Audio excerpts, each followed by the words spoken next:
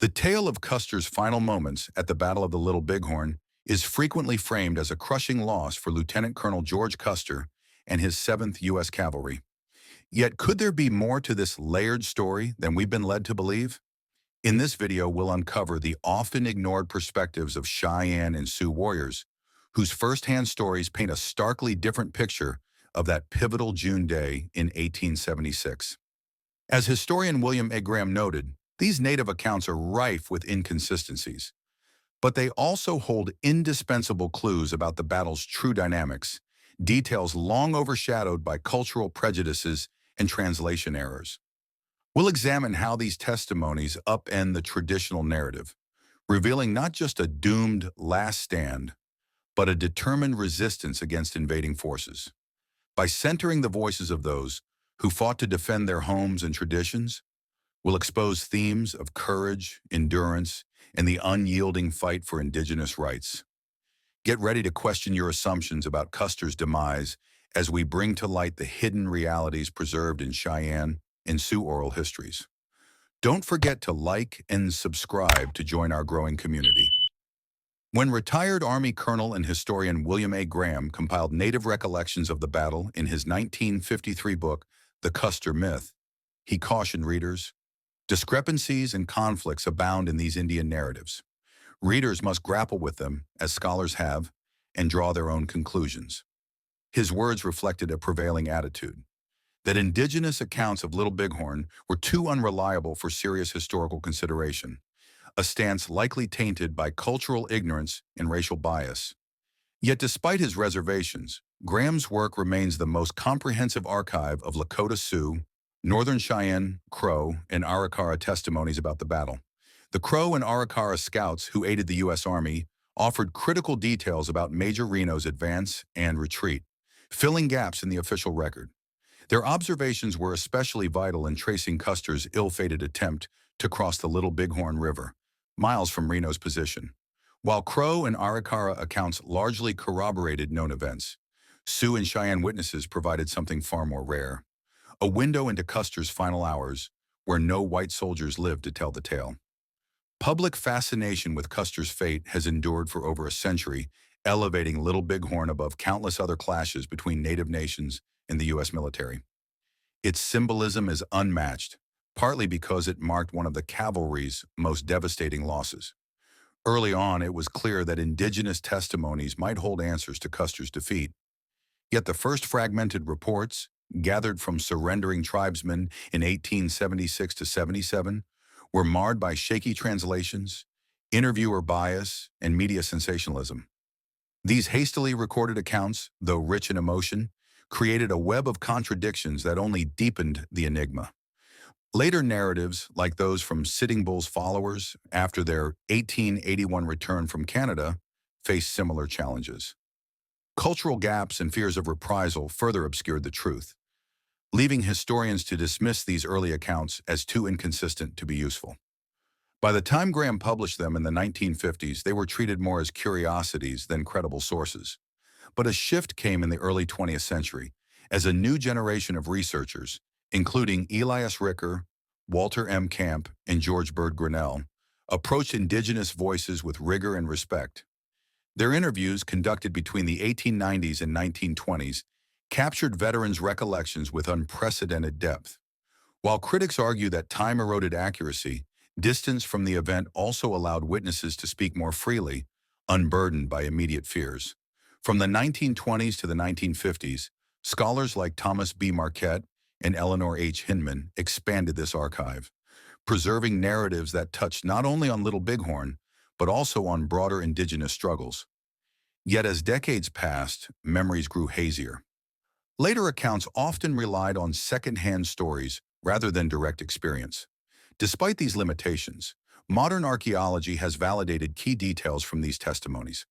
Excavations in the 1980s to 90s unearthed evidence aligning with Indigenous descriptions of Custer's movements, clashes at Medicine Tail Coulee, the retreat to Calhoun Hill, and the desperate final charge toward the river.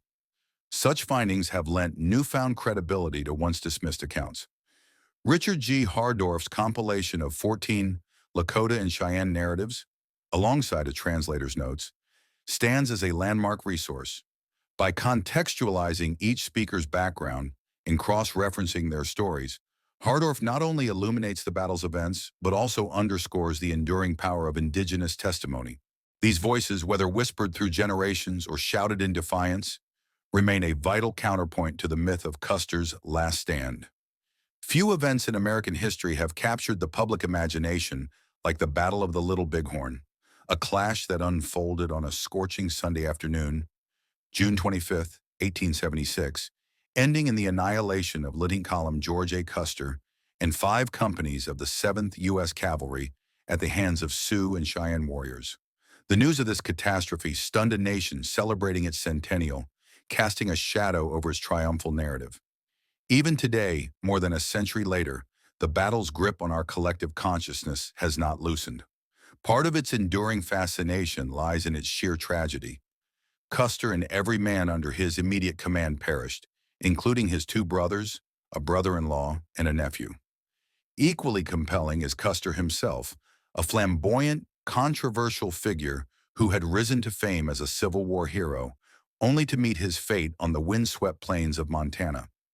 The seeds of this confrontation were sown in 1868 with the Treaty of Fort Laramie, which granted the Sioux and Cheyenne permanent rights to the Black Hills, as long as the grass grows and the rivers flow. Yet this promise was shattered just 6 years later when gold was discovered in the region, triggering a flood of prospectors onto indigenous lands. Despite the Army's attempts to stem the invasion and the U.S. government's failed efforts to buy back the territory, tensions reached a boiling point. The Sioux accused the government of betraying its treaty obligations, while settlers claimed that nomadic bands were raiding their communities. In December 1875, the Indian Bureau issued an ultimatum. All tribes outside reservations by January 31, 1876, would be deemed hostile. When the deadline passed with no compliance, the military moved in. By spring 1876, the U.S. Army launched a coordinated offensive to force the Sioux and Cheyenne onto reservations. 3 columns converged on the region. The Montana column, Colonel John Gibbon, advanced east from Fort Ellis. The Dakota column, General Alfred H. Terry, with Custer's 7th Cavalry, marched west from Fort Lincoln. The Wyoming column, General George Crook, moved north from Fort Fetterman. The plan was for these forces, totaling nearly 3,000 troops, to trap the indigenous bands near the Little Bighorn by late June. But the campaign stumbled early. In March, Colonel J.J. Reynolds attacked a Cheyenne winter camp on the Powder River, only to be driven back in disarray, later facing a court-martial for his blunders. Then on June 17th, Crook's column clashed with Lakota and Cheyenne warriors at the Battle of the Rosebud. Though casualties were light, the engagement forced Crook into retreat, leaving him sidelined for the rest of the campaign. With Crook neutralized, Terry and Gibbon linked up on the Yellowstone River. On June 22nd, Custer and his 7th Cavalry, 31 officers, 585 enlisted men, 40 scouts, and a handful of civilians, rode out on a reconnaissance mission. Instead of waiting for reinforcements, Custer pushed ahead, confident in his ability to strike decisively. What followed was one of the most infamous military disasters in U.S. history. Separated from Terry and Gibbon's forces, Custer's battalion stumbled upon a massive encampment along the Little Bighorn, home to an estimated 7,000 Lakota, Cheyenne, and Arapaho, including 1,500 to 2,000 warriors. Outnumbered and outmaneuvered, Custer's command was wiped out in a matter of hours. The Battle of the Little Bighorn endures in American memory, not just as a military defeat, but as a symbol of resistance, hubris, and the brutal consequences of westward expansion. It forces us to confront uncomfortable truths about broken treaties, cultural clashes, and the resilience of indigenous peoples. Recent archaeological discoveries and renewed attention to Native testimonies have reshaped our understanding of the battle, challenging long-held myths. What was once framed as a heroic last stand is now seen as a complex, multi-sided struggle, one that continues to resonate in discussions of history, justice, and the legacy of America's frontier wars. The story of Little Bighorn is far from over. As historians, archaeologists, and indigenous voices continue to reinterpret this pivotal moment, we are reminded that history is not just about what happened, but who gets to tell the tale. The troops advanced along the Rosebud and established their encampment close to present-day Busby, Montana, on June 24th. That night, Custer chose to depart from the valley, tracking the native trail west through the Wolf Mountains toward the Little Bighorn Valley. Under cover of darkness, they began their march, hoping to traverse the mountains before sunrise to remain undetected. However, the darkness and difficulties with their supply train slowed their progress, forcing them to stop at daybreak, still miles from their intended position. On the morning of June 25th, the U.S. Indian Scouts reported a sizable native village situated in the Little Bighorn Valley. Though Custer received this information, the village remained out of sight from his vantage point on a rocky ridge. Meanwhile, several native groups had already noticed the regiment's presence nearby. With concealment no longer possible, Custer ordered an immediate advance toward the village. By midday on June 25th, they had crossed the Wolf Mountains and observed dust clouds hovering over the Little Bighorn Valley, roughly 13 miles distant. Following General Terry's directive to prevent any escape southward, Custer dispatched Captain Frederick W. Benteen with companies D, H, and K to scout the southwestern bluffs, ensuring no natives fled up the Little Bighorn River. If encountered, Benteen was to engage and alert Custer without delay. The remaining 9 companies were divided into 3 battalions. Major Marcus A. Reno led companies A, M, and G. Captain Miles W. Keogh commanded companies C, I, and L, and Captain George F. Yates took charge of companies E and F. Company B was tasked with guarding the pack train, reinforced by additional men from other units. After Benteen's departure, the rest of the regiment proceeded along Reno Creek's meandering course. Near its lower forks, roughly 4 miles east of the Little Bighorn, they discovered an abandoned native encampment, with only a single burial lodge still intact. The lingering smoke from campfires and scattered belongings indicated a hasty departure. This sight likely deepened Custer's concern that the natives were dispersing, a fear reinforced when scouts reported seeing riders fleeing over a ridge near the river. In response, Major Reno was ordered to pursue these groups, engaging them to prevent escape until reinforcements arrived. However, upon crossing to the river's west bank, Reno quickly realized the natives were not in retreat. Instead, his battalion faced an immense village. Abandoning his initial plan for a full assault, Reno ordered his men into a dismounted skirmish line, stretching approximately 200 yards across the valley floor. The right flank anchored near a dry river bend, just south of what is now Garryowen, Montana. There, the Battle of the Little Bighorn commenced. The growing ferocity and firepower of the native warriors quickly overwhelmed the skirmish line, forcing it to break apart and fall back to the wooded cover near the river bend. Soon after, Major Reno, judging his position in the timber too vulnerable, commanded a desperate charge toward the bluffs on the opposite side of the river. This chaotic retreat cost the lives of roughly 35 men from Reno's battalion. Upon reaching the relative safety of the bluffs, Reno's surviving troops were met by Captain Benteen's battalion, which had been hastily summoned. However, since Benteen's orders did not explicitly instruct him to reinforce Custer, he stayed with Reno's disorganized forces. Meanwhile, the distant crackle of volley fire echoed from downstream. With numerous wounded and Captain McDougall's pack train still missing, both battalions remained immobilized on Reno Hill. Frustrated by the delay, Captain Thomas B. Weir led his company about a mile downriver, toward the sounds of battle. From the vantage now called Weir Point, they caught a fleeting glimpse of what would later be known as the Custer battlefield. Through the haze of dust and gun smoke, they witnessed warriors on horseback swarming the field, firing at unseen targets on the ground. Soon the rest of the regiment joined Weir, but their presence drew the attention of the native fighters, who began converging on their position. Recognizing Weir Point as indefensible, Reno and Benteen ordered a withdrawal back to Reno Hill, where they hastily dug in. For 2 grueling days, the soldiers endured relentless attacks, exhaustion, and terror. One officer later remarked that under the blistering sun, young boys aged into old men as they fought beside the dead in trenches, crawling with flies and decay, battling with the hardened resolve of veterans. The nightmare finally ended on June 27th with the arrival of General Alfred H. Terry in Colonel John Gibbon's Montana column. The survivors then learned the grim fate of Custer and his 5 companies. The exact details of their last stand remain unclear. No living witnesses from Custer's command survived. However, the placement of bodies and scattered battlefield debris offers fragmented clues about the movements of his two battalions. Yet many questions persist. Why did they take certain routes? What decisions led to their downfall? After dispatching Reno's battalion ahead, Custer paused to water his horses before advancing at a slower pace. Though Reno likely expected Custer to reinforce him, Custer instead diverted north after spotting mounted warriors on the bluffs.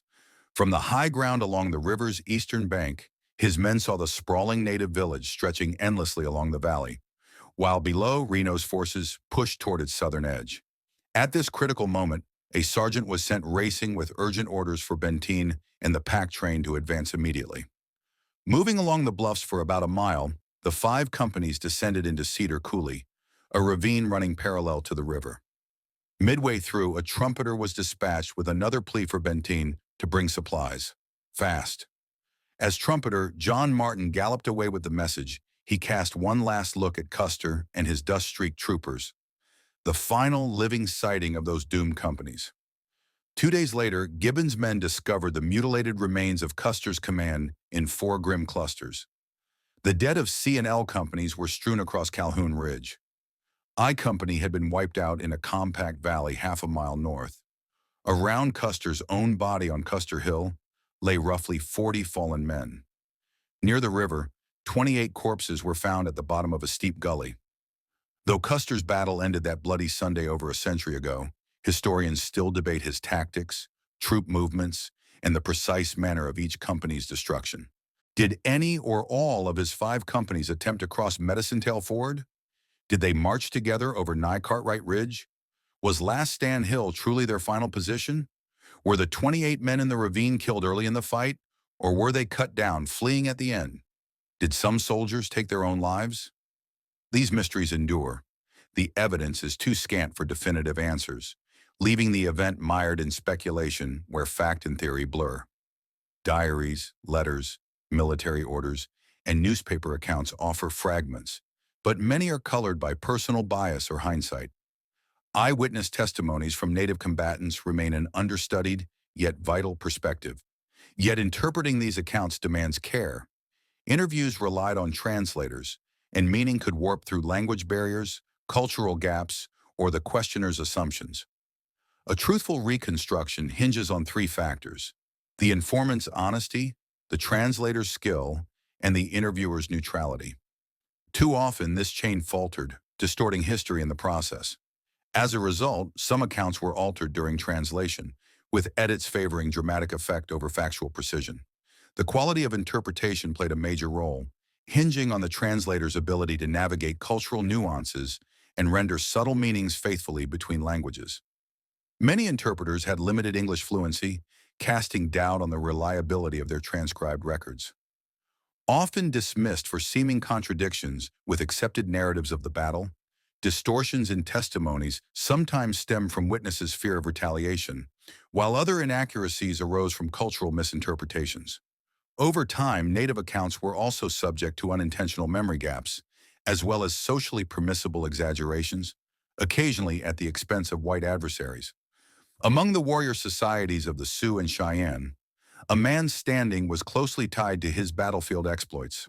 Warfare for them was waged largely for personal honor.